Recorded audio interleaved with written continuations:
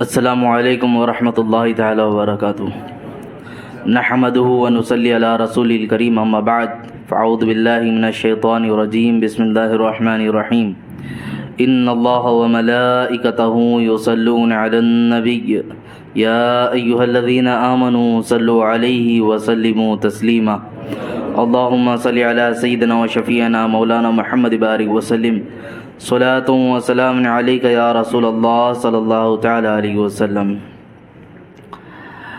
نماز کے فرائض 7 ہیں: تکبیر تحریمہ، قیام، قرات، رکوع، سجدہ، قائد اخیرہ، خروج بسنعہ، جن میں سے تکبیر تحریمہ اور قیام، ان کے بیانات آپ نے سماعت کیے۔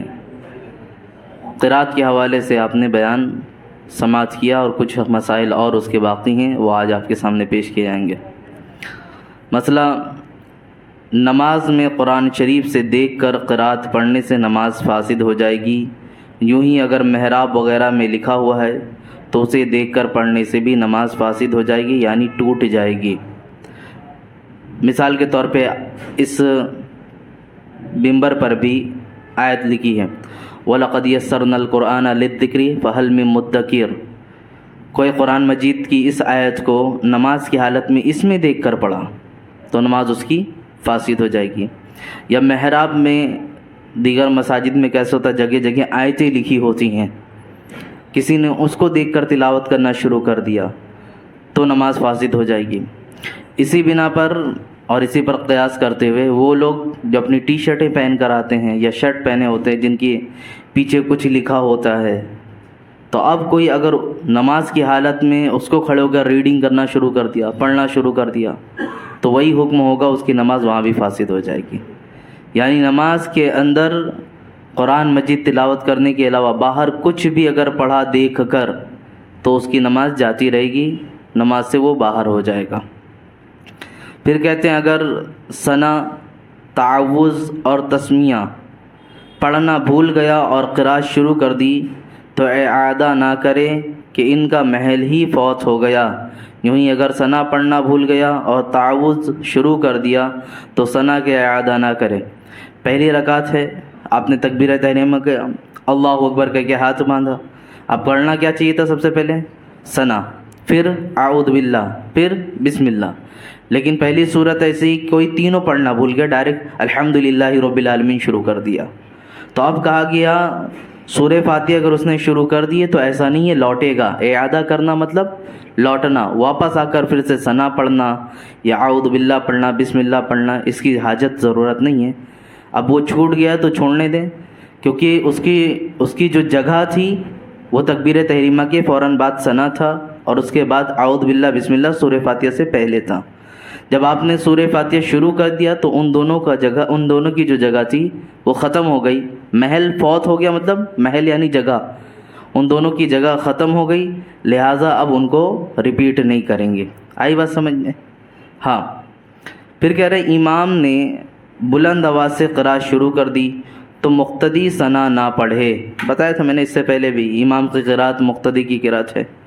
اگرچہ دور والی صف میں ہونے یا بہرا ہونے کی وجہ سے امام کی آواز نہ سنتا ہو، جیسے جمعہ عیدین میں پچھلی صف کے مقتدی کے باوجہ دور ہونے کی قرات نہیں سن پاتے، تو اگر امام قرات بسر یعنی آہستہ پڑھتا ہو، مثلا ظہر یا عصر میں، تو مقتدی ثنا پڑھ سکتا ہے، لیکن جہری نماز میں وہ ثنا نہیں پڑھے گا۔ اب یہاں مسئلے کی کئی رخ ہیں۔ ایک رخ مسئلے کا اس طرح ہے کہ آج تو ہمارے درمیان مائک ہے، اسپیکر ہیں، کتنی بھی دور ہو، کتنی بھی مسافت ہو، آواز سب تک آرام سے قرات کی پہنچ جاتی ہے۔ یہ اس حالت میں ہے کہ جہاں مائک وغیرہ میں نماز نہیں ہوتی اور وہاں کا ماحول نہیں ہے اس طرح۔ نماز جو محراب کے پاس کھڑے ہوتے ہیں اور امام سے متصل ہوتے ہیں یا حرم تک جو موجود ہوتے ہیں ان تک آواز پہنچ رہی ہے، باقی دیگر جگہوں پر جو دور لوگ ہیں ان تک صرف مکبر حضرات کی آواز پہنچتی ہے۔ تو اب اگر نماز فجر ہے، مغرب ہے، عشاء ہے، اور یہ معلوم ہے کہ اب امام نے قرات شروع کر دی ہے، تو اس کو ثنا نہیں پڑھنا ہے، اللہ اکبر کر کے خاموشی کے ساتھ کھڑا رہے گا، ٹھیک ہے۔ دوسری صورت یہ ہے کہ ظہر اور عصر اس میں سری یعنی بالجہر نہیں آہستہ قرات ہوتی ہے، تو اس کے اندر اگر اس نے تکبیر تحریمہ کی اس کے بعد وہ ثنا پڑھ سکتا ہے اگرچہ تاخیر ہو گئی ہو، اس میں یہ رعایت ہے۔ آئی بات سمجھ میں؟ قرات ختم ہوتے ہی متصلاً رکوع کرنا، یہاں مسئلہ یہ بتا رہے ہیں کہ جیسے ہی قرات ختم ہو اس کے بعد فوراً آپ کو کیا کرنا ہے؟ رکوع کرنا ہے، رکوع میں تاخیر نہیں ہونا چاہیے۔ اب کہتے ہیں رکوع کے لیے تکبیر کہی مگر ابھی رکوع میں نہ گیا تھا، یعنی گھٹنوں تک ہاتھ پہنچنے کے قابل نہیں جھکا تھا اور زیادہ پڑھنے کا ارادہ ہو تو پڑھ سکتا ہے، کچھ حرج نہیں۔ یہاں مسئلہ کیسا ہے؟ تھوڑا عجیب لگے گا آپ لوگ کو۔ قرات کر رہا تھا، قرات کرنے کے بعد اس نے کیا کیا؟ اللہ اکبر یہ کہہ کر ابھی جھک ہی رہا تھا کہ دل کیا اور تلاوت کروں، تو کہہ رہے اگر اتنا نہیں جھکا ہے کہ ہاتھ گھٹنے تک پہنچ جاتا، میں نے اس سے پہلے شروعات نہیں بتایا تھا کہ اگر تکبیر تحریمہ کرتے وقت بھی اتنا جھک کے کیا کہ ہاتھ گھٹنے تک پہنچ جائے گا تو یہ تکبیر تحریمہ نہیں ہوگا۔ تو اسی طرح رکوع کا وہ ادنا درجہ پایا جاتا ہے جہاں تک ہاتھ آسانی سے گھٹنے تک جھکنے سے پہنچ جائے۔ تو اس طرح اگر کوئی اللہ اکبر بول کر رکوع میں جا ہی رہا تھا کہ دل کیا میں اور پڑھوں اور تلاوت کروں، تو اب وہ واپس ہو کر وہاں سے کنٹینیو کرنا شروع کر دے، اس میں کوئی حرج نہیں ہے، نہ سجدے سو ہے نہ کوئی مسئلہ ہوگا، پڑھ سکتا ہے۔ پھر فرماتے ہیں نماز میں الحمدللہ شریف کے بعد بھول کر سورت ملانا رہ گیا تو اگر رکوع میں یاد آ جائے تو فوراً کھڑا ہو کر سورت پڑھے، پھر دوبارہ رکوع کرے، پھر نماز تمام کر کے آخر میں سجدے سو کرے، اور اگر سجدے میں یاد آئے تو صرف آخر میں سجدے سو کر لے، نماز ہو جائے گی اور نماز دوبارہ پڑھنے کی ضرورت نہیں۔ ہوتا ہے بارہا یہ مسئلہ پیش آتے ہیں کہ سورہ فاتحہ کے بعد سورت پڑھنا ملانا بھول گیا، رکوع میں چلا گیا، تو اب یہاں ایک مسئلہ یہ بھی ہے، رکوع میں جانے کے بعد آپشن ہے، چاہے تو واپس وہ قیام کی حالت میں آئے، سورت کو ملائے، پھر سے رکوع کرے اور اپنی نماز کو مکمل کر کے آخر میں سجدے سو کر لے، ایک یہ، یا دوسرا یہ کہ رکوع میں گیا ہے اور چاہے تو آخر میں سجدے سو کر لے تو اس سے بھی نماز ہو جائے گی، واپس آ کر قیام کی حالت میں سورت کو ملانا، یہ محل کا ادھر ادھر ہونا، ترتیب کا بگڑنا، اس وجہ سے سجدے سو ہوتا ہے، تو دونوں چیزیں کر سکتے ہیں۔ یہ سب آسان مسئلے ہیں، میں زیادہ تفصیل کے ساتھ آپ کے ساتھ ڈیٹیل کے ساتھ نہیں پیش کر رہا ہوں، سمجھ میں آ رہے نا مسئلے آپ لوگ کو؟ جی۔ پھر کہہ رہے ہیں نماز میں آیت سجدہ پڑھی اور سجدے میں 103 آیت پڑھنے کے وقت جتنی یا زیادہ دیر ہو گئی تو سجدے سو کرے، یعنی آیت سجدہ کی تلاوت کی اور کہہ رہے ہیں سجدے میں سہواً 3 آیت پڑھنے کی وقت جتنی یا اس سے زیادہ دیر ہو گئی۔ آیت سجدے کے بعد حکم کیا ہوتا ہے؟ فوراً سجدے میں جائے، آپ نے تراویح میں بھی دیکھا ہوگا نا، تو 3 آیت جتنا پڑھتے اتنی دیر تاخیر کر دی، تو اب کہتے ہیں کہ اسے سجدے سو بھی کرنا پڑے گا، کیونکہ سجدے تلاوت کے بعد سجدہ کرنا واجب ہو جاتا ہے، اور اگر سجدے تلاوت کے بعد سجدہ نہیں کریں گے تو وہ واجب ساقط ہوگا، اور جب واجب چھوٹتا ہے تو کیا کرنا پڑتا ہے؟ سجدے سو کرنا پڑتا ہے۔ تو اس لیے یہ مسئلہ بھی یاد رکھیں کہ نماز کی حالت میں اگر کسی نے سجدے تلاوت کیا تو فوراً آپ کو سجدے میں جانا ہوگا۔ آپ نے دیکھا تراویح میں اکثر ہوتا ہے نہیں، امام پہلے ہی بتا دیتا ہے پہلی رکعت میں سجدہ ہے، دوسری رکعت میں سجدہ ہے، بتاتا ہے کہ نہیں؟ اور ہوتا بھی ایسے ہی کہ جیسے اس نے سجدے تلاوت کی فوراً اللہ اکبر بول کر وہ سجدے میں جاتا ہے، تو وہی مسئلہ یہاں پہ آگے فرما رہے کہ اگر سری نماز میں امام کے متعلق مسئلہ ہے کہ سری یعنی جو ظہر اور عصر کی نماز ہوتی، اس میں امام نے بھول کر 1 آیت بلند آواز سے پڑھ دی تو سجدے سو واجب ہوگا، اور اگر سجدے سو نہ کیا یا جان بوجھ کر بلند آواز سے پڑھا تو نماز کا پھیرنا واجب ہوگا۔ ظہر اور عصر کی نماز تھی، بلند آواز سے پڑھانا شروع کر دیا، تو اب یہاں پہ کتنا بلند آواز سے پڑھا ہو تو سجدے سو کرنا پڑے گا، تو اس کی ایک مقدار بتائے، 1 آیت کی مقدار میں اگر امام نے بلند آواز سے تلاوت کر دی ظہر یا عصر میں تو اب اسے سجدے سو کرنا پڑے گا، اور جان بوجھ کر پڑھتا ہی رہا تو کہہ رہے نماز کو پھر سے دہرانا ہی پڑے گا۔ آئی بات سمجھ میں؟ پھر کہتے ہیں قرآن کی ہر آیت پر وقف مطلقاً بلا کراہت جائز بلکہ سنت سے مروی ہے، بلکہ جس آیت پر اللہ کی علامت ہو اس پر وقف کر کے رکوع کر دیا تو بھی نماز ہو جائے گی۔ آپ نے دیکھا ہوگا قرآن مجید میں کئی اسٹاپ بنے ہوتے ہیں، کئی تو لکھا ہوتا ہے، کئی میم لکھا ہوتا ہے، کئی لام لکھا ہوتا ہے، لام الف لکھا ہوتا ہے، کئی جیم لکھا ہوتا ہے۔ یہ وقف کی علامت ہے، وقف مطلق، وقف لازم، وقف جائز۔ تو یہ ایک چیز ہے وہاں پر رکنے کی۔ قرآن مجید کو جتنا ٹھہر کر پڑھا جائے اتنی زیادہ فضیلت ہے۔ بہت سارے لوگ جو قرآن کو اٹک اٹک کے پڑھتے تو وہ بہت مایوس ہو جاتے ہیں کہ میری قرآن پڑھنے میں رفتار نہیں ہے، میں تیز قرآن نہیں پڑھ پاتا، بہت ٹائم چلا جاتا ہے۔ میاں جو اٹک کر قرآن پڑھتے ہیں ان کے لیے ڈبل فضیلت ہے، 2 گنا ثواب ہے جو اٹک اٹک کر قرآن پڑھتے ہیں۔ اور قرآن کا حکم بھی یہ ترتیل کے ساتھ خوب ٹھہر ورتل القرآن ترتیلا، قرآن مجید کو خوب ٹھہر ٹھہر کر پڑھو۔ تو جتنے اسٹاپ ہیں ان کی ساروں کی رعایت کرتے ہوئے نماز پڑھا، اور اسی رعایت کے ساتھ وہ نماز میں ہی تلاوت کرتا رہا۔ اب آیت لا جہاں پہ لا لکھی ہوتی ہے اسٹاپ میں، لا کا مطلب ہوتا نہیں، تو وہاں پہ منع کیا گیا یہاں اسٹاپ نہ کرے، اور اگر رکتے ہیں تو ملا کر پھر آگے پڑھیں۔ آئی بات سمجھ میں؟ جیسے جس جگہ پہ لا لکھا تھا وہاں اسٹاپ کیے، اب پھر آگے پڑھنا ہے تو عام طور پہ وقف جائز ہو، مطلق ہو، لازم ہو تو وہاں پر ہم رک کر آگے سے ہی کنٹینیو کرتے ہیں، لیکن یہاں پر اگر رکیں گے تو جہاں پر رکے ہم اس لفظ کو ملا کر پھر آگے سے جوڑ کر پڑھنا ہوگا۔ آئی بات سمجھ میں؟ ہاں، لیکن اگر نماز میں کوئی اس طرح رکتا ہے، ٹھہرتا ہے تو اس سے کوئی حرج نہیں، ٹھہر سکتا ہے۔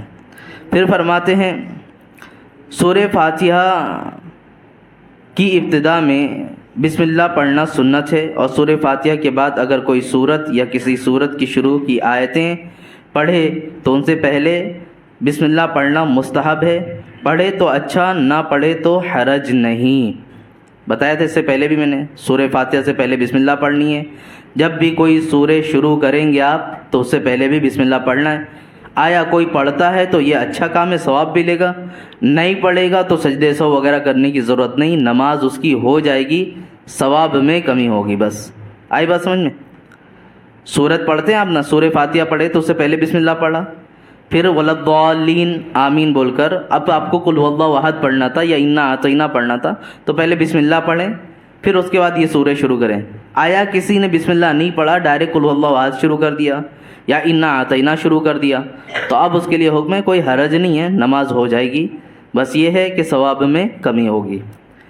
پھر فرماتے ہیں نماز کی ہر رکعت میں امام منفرد، اکیلا نماز پڑھنے والا، سورہ فاتحہ میں ولضالین کے بعد آمین کہنا سنت ہے۔ اب یہ ہمارے یہاں بالسر ہے اور شافعی کے حضرات کے یہاں بالجہر ہے۔ جماعت میں جب وہ رہتے تو بلند آواز سے آمین کہتے ہیں نا، ہم کو خاموشی کے ساتھ آمین کہنا ہے، بلند آواز سے آمین نہیں کہنا ہے۔ تو یہ جو آمین کہنے کا حکم ہوتا ہے یہ بھی کیا ہے؟ سنت ہے۔ پھر فرماتے امام کی آواز کسی مقتدی تک نہ پہنچی مگر اس کے برابر والے مقتدی نے آمین کہی اور اس نے آمین کی آواز سن لی، اگرچہ اس مقتدی نے آہستہ کہی ہے تو یہ بھی آمین کہے، غرض یہ کہ امام کا ولضالین کہنا معلوم ہوا تو آمین کہنا سنت ہو جائے گا، پھر چاہے امام کی آواز سننے سے معلوم ہو یا کسی مقتدی کے آمین کہنے سے معلوم ہو۔ آمین کہنا ہے، ولضالین امام نے پڑھا، آپ کو آمین کہنا ہے۔ اب آمین کسی کا آپ نے امام کے ولضالین پڑھنے سے نہیں پڑھا، بلکہ آپ کے بازو میں یا آپ کی اگلی صف میں کوئی مقتدی تھا جماعت میں، اس نے آمین کہا، آپ نے اس کا سن کے پھر آپ نے بھی آمین کہا۔ اور ہوتا ہے اکثر جب کچھ لوگ آمین تیز بولتے ہیں نا تو مسجد میں گونج بھی اٹھتی ہے، بہت سارے لوگوں کی زبان سے خود بخود نکل بھی جاتے ہیں، وہ حاضر باش نہیں ہوتے ہیں لیکن وہ ایک ہوش میں آنے کے بعد زبان نکل جاتی ہے۔ تو اس طرح اگر کسی نے کہہ دیا تو ایسا نہیں ہے کہ نماز جاتی رہے گی، نماز ہو جائے گی، اس میں کوئی حرج نہیں ہے۔ پھر فرماتے ہیں سری نماز میں امام نے آمین کہی اور مقتدی اس کے قریب تھا اور مقتدی نے امام کی آمین کہنے کی آواز سن لی تو مقتدی بھی آمین کہے۔ ظہر کی نماز کی مثال لے لیں، یہاں امام کھڑا تھا، پیچھے ہی سب میں کوئی کھڑا ہے، امام تلاوت کر رہا ہے، خاموشی کے ساتھ ہی کر رہا تھا، امام خاموشی کے ساتھ تلاوت کرتے کرتے وَلَضَّالِّينَ بول کر آمین کہا. پیچھے شخص جو کھڑا تھا اس نے سن لیا, تو کہتے ہیں اب یہ بھی آمین کہیں, کیونکہ جہری میں کیسے ہوتا ہے, فجر میں, مغرب اور عشاء میں آپ تو تلاوت سن رہے ہوتے ہیں, پتہ ہے آپ کو کہ سورہ فاتحہ کب ختم ہوئی کب نہیں, لیکن سری نمازوں میں نہیں پتہ چلتا نا. امام تو اتنی بلند آواز سے پڑھتا نہیں کہ آپ کو پتہ چل سکے کون سی تلاوت ہو رہی ہے, کس آیت کی تلاوت کر رہا ہے, کہاں پہنچا ہے, نہیں پتہ ہوتا ہے. خاموشی کے ساتھ آپ کھڑے رہتے ہیں. آیا اب کسی نے سن لیا کہ آمین امام نے کہا, تو یہ بھی امام کے پیچھے امام کے ساتھ آمین کہہ لے. پھر فرماتے ہیں کہ اگر کسی نے فرض نماز کی پچھلی 2 رکعتوں میں بھول کر یا جان بوجھ کر الحمد و شریف کے بعد کوئی ایک سورت ملائی تو کچھ مذائقہ نہیں, اس کی نماز میں کچھ خلل نہ آیا, اس کو سجدے سو کرنے کی بھی ضرورت نہیں. نماز کی فرض کی پچھلی 2 رکعتوں میں آپ کو معلوم ہی ہے کہ ہر 2 رکعت میں آپ کو تلاوت کرنی ہے.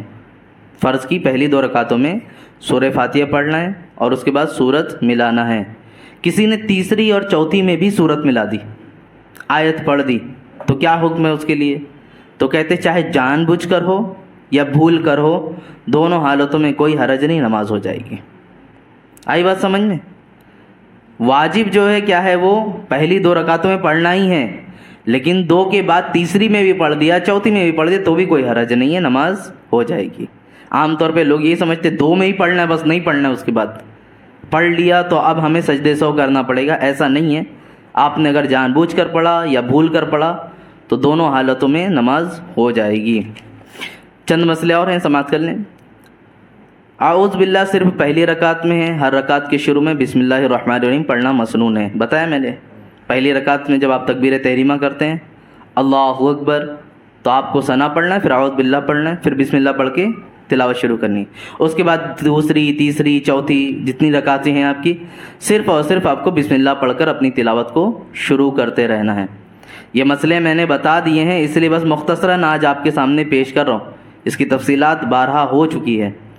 پھر کہہ رہے ہیں قیام کے سوا رکوع, سجود, قعود میں کسی جگہ بسم اللہ الرحمن الرحیم پڑھنا جائز نہیں, کہ وہ قرآن کی آیت ہے, اور نماز میں قیام کے سوا اور جگہ قرآن کی کوئی آیت پڑھنی ممنوع ہے, منع کیا گیا ہے.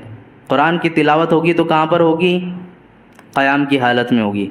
کسی نے رکوع میں پڑھا, سجدے میں جا کر تلاوت کر دی, تو اب یہ کیا ہے, منع فرمایا گیا ہے. اب اس کے اوپر الگ حکم لگے گا, وہ ایک واجبات کے بیان میں آئے گا کہ رکوع میں اگر تلاوت کر دی, سجدے میں کر دیا تو کیا ہوگا. ابھی اتنا حکم پتہ کریں کہ کہاں پر پڑھنا ہے کہاں نہیں. تو قیام کی حالت میں ہی تلاوت کرنی ہے, رکوع اور سجدے میں تلاوت نہیں کرنی ہے. اسی طرح بسم اللہ الرحمن الرحیم, بہت سارے لوگ قاعدے میں بیٹھتے ہیں, التحیات پڑھنے سے پہلے بسم اللہ پڑھ لیتے ہیں, ہوتا ہے نا, ایسی غلطیاں کرتے ہیں. تو التحیات چونکہ قرآن کی آیت نہیں ہے, وہ دعا ہے, اور آپ کو اس سے پہلے بسم اللہ نہیں پڑھنی. بسم اللہ کا وہ محل نہیں ہے نماز کی حالت میں. بسم اللہ, اعوذ باللہ, یہ سب قیام کی حالت میں ہوگی, جب آپ کھڑے رہتے ہیں قرآن کی تلاوت کرنا ہوتا ہے تبھی پڑھنا ہے. اس کے علاوہ نہ رکوع میں پڑھنا ہے, نہ سجدے میں پڑھنا ہے, نہ قاعدے میں پڑھنا ہے, نہیں. جو تسبیح کرنی ہے آپ ڈائریکٹ تسبیح پڑھیں, جو دعائیں پڑھنی ہے, درود پڑھنا ہے, آپ کو ڈائریکٹ ہی پڑھنا ہے, بسم اللہ اس کے شروع میں نہیں پڑھنی ہے. پھر کہتے ہیں ایک مسئلہ یہ بھی ہے کہ زبان سے جس صورت کا ایک لفظ نکل جائے اسی کا پڑھنا لازم ہے, چاہے وہ قبل کی ہو یا بعد کی ہو, مکرر پڑھ رہا ہو, ہر حال میں اسی صورت کو پڑھنا لازم ہے. یہ مسئلہ تھوڑا اچھی طرح سمجھ لیں. آپ نماز میں کھڑے تھے تو آپ نے پچھلے مسئلہ سماعت کیا کہ قل یا الکافرون پڑھا, پہلے میں الم ترا پڑھا, دوسرے میں قل یا الکافرون پڑھا, تو اس میں کوئی حرج نہیں.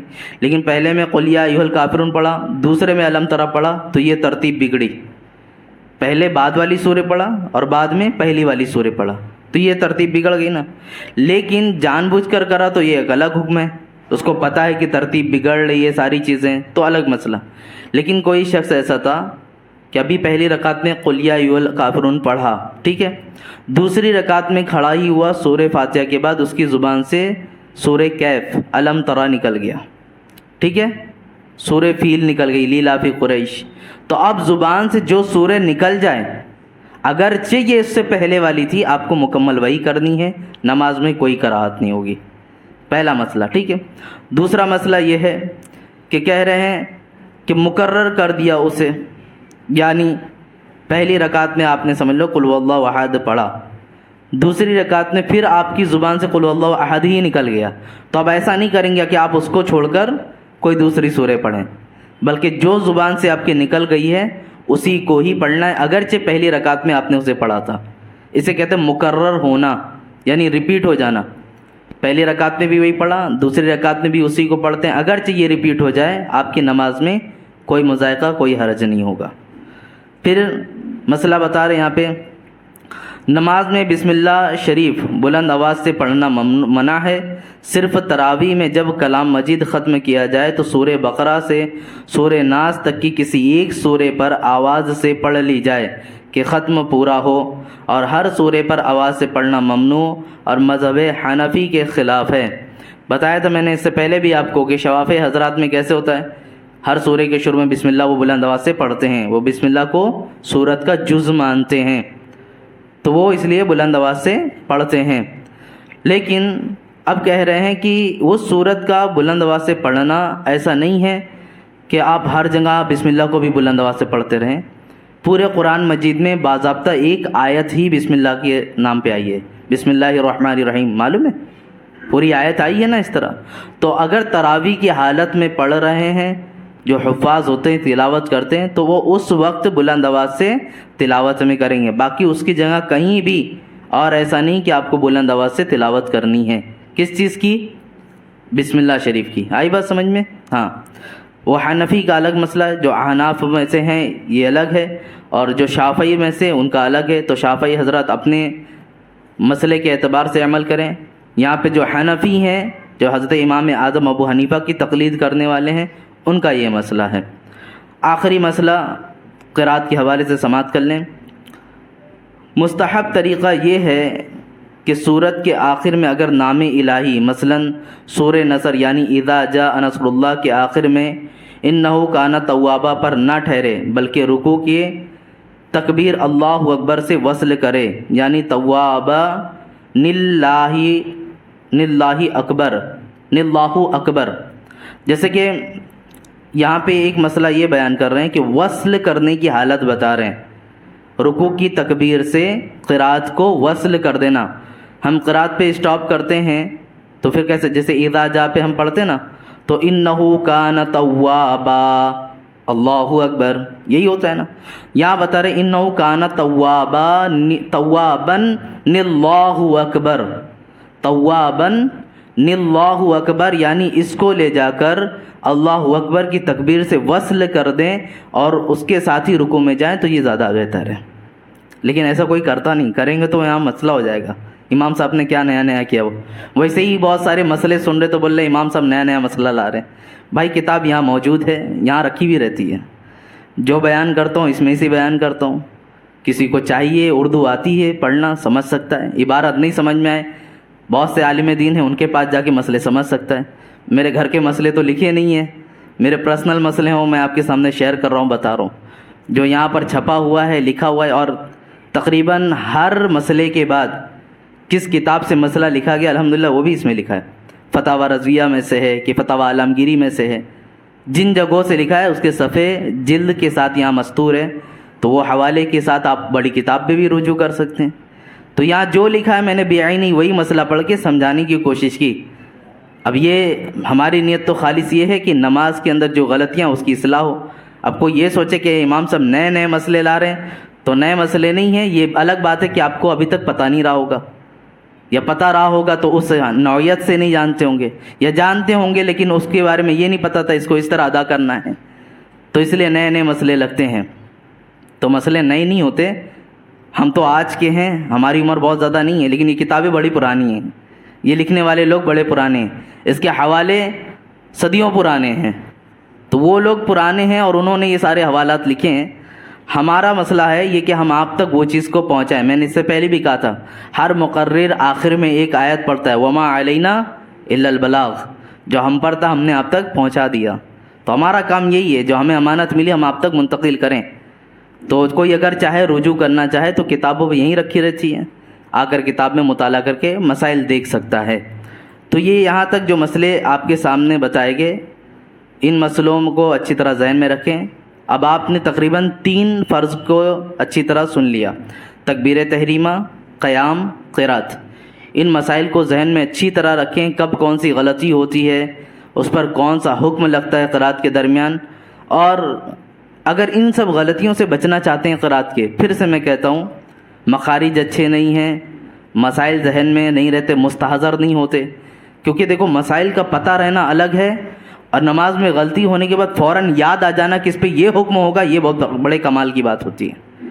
کیونکہ نماز میں جب غلطی ہو جائے تو اس میں سب سے زیادہ سوچنے میں ٹائم چلا جاتا ہے ابھی کرنا کیا ہے، تو وہاں پر پتہ ہونا یہ کمال کی بات ہے کہ اچھا یہ غلطی ہوئی ہے تو اس پر یہ حکم ہے، نماز فاسد ہوگی یا سجدے سو ہے، مکروہ تحریمی ہے، کیا حکم لگے گا، وہ حکم کا پتہ کر کے اپنی نماز کو مکمل کرنا، وہ سب سے زیادہ کمال کی بات ہے۔ تو مسئلوں کو صرف سن لینا یہ کمال نہیں ہے، نماز کی حالت میں اس کا مستحضر ہو جانا فوراً یہ کمال کی بات ہے۔ تو ان سب چیزوں سے بچنے کے لیے سب سے بہتر یہ کہ جماعت کی پابندی کریں، کچھ کرنا نہیں ہوتا ہے، آپ کو آ کر صرف کھڑے ہونا ہے، پیچھے سے امام کے بول کے کھڑے ہیں، آپ کی نماز امام خود لے کر جاتا ہے، پہنچاتا ہے اچھی طرح، تو یہ سب سے بہتر طریقہ ہوتا ہے۔ ہاں اگر تنہائی میں پڑھ لیں تو ان مسئلوں کی رعایت کریں۔ اب آگے جو چوتھا ہے فرض وہ رکوع ہے، مختصراً ہے، انشاءاللہ کل رکوع اور سجدے کے متعلق جتنا ہو سکے گا مسائل آپ کے سامنے بیان کروں گا، اور گنے چنے دن بچے ہیں، تقریباً یہ 26 یا 27 رمضان تک ہمارا یہ درس کا سلسلہ چلے گا، اس کے بعد یہ منقطع ہوگا، موقوف ہوگا۔ تو میں کوشش اس بات کی کروں گا کہ آپ کے سامنے اگر آنے والے دنوں میں وقت تھوڑا زیادہ لگے تو آپ لوگ جس طرح ابھی تک ماشاءاللہ پابندی کے ساتھ بیٹھے اتنی چیزوں کا علم حاصل کیا، تو آپ فرائض کم سے کم مکمل کر لیں۔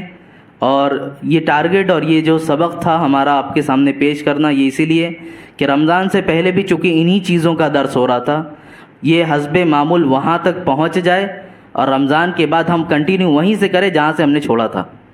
تو ایک یہ ہوگا کہ سب لوگوں کو ایک ماحول مل گیا کہ وہاں تک سبق ہوا، وہاں تک درس ہوا، آپ سیکھ کر پھر ہمارا ہر سنڈے یہاں درس ہوتا ہے، آپ اس میں بیٹھیں، اسی طرح کے مسائل اور جو بھی دیگر چیزیں آپ کے سامنے پیش کی جائیں گی، جس سے ہماری خود کی اور آپ کی بھی اصلاح ہوگی۔ اللہ رب العزت ہم سب کو کہنے سننے سے زیادہ عمل کی توفیق عطا فرمائے۔ اے پاک پروردگار عالم، ہمیں اپنی نمازوں کو صحیح طریقے سے ادا کی توفیق عطا فرما۔ مولا ہم سب کو علم نافع عطا فرما، علم ضار سے بچا۔ اے پاک پروردگار عالم، ہماری اس محفل کو بروز محشر ذریعے نجات بنا۔ مولا تعالیٰ یہاں جتنے لوگ بیٹھے ہیں، تجھے تیرے حبیب کا واسطہ ہم سب کو اٹھنے سے پہلے بخشوں میں شمار عطا فرما۔ ماہ رمضان کے رخصت ہونے سے پہلے مولا ہم سب کی مغفرت عامہ عطا فرما۔ مولا تعالیٰ جو کچھ کہا، جو کچھ بیاں ہوا، اس پر مجھے خود کو اور ان سب کو عمل کی توفیق عطا فرما۔ اے پاک پروردگار عالم، تیری بارگاہ میں یہ کیوں کہوں، یہ عطا ہو وہ عطا ہو، اپنے حبیب کے صدقے میں وہ دے جس سے ہم سب کا بھلا ہو۔ استغفر اللہ ربی من کل ذنب واتوب الیہ، ان اللہ وملائکتہ یصلون علی النبی یا ایھا الذین آمنوا صلوا علیہ وسلموا تسلیما۔ اللہم صلی علی سیدنا و شفیعنا مولانا محمد بارک وسلم، صلاۃ و سلام علیک یا رسول اللہ صلی اللہ تعالی علیہ وسلم۔ سبحان ربک رب العزة عما یصفون وسلام علی المرسلین والحمد للہ رب العالمین وما علینا الا البلاغ۔ السلام علیکم ورحمۃ اللہ تعالی۔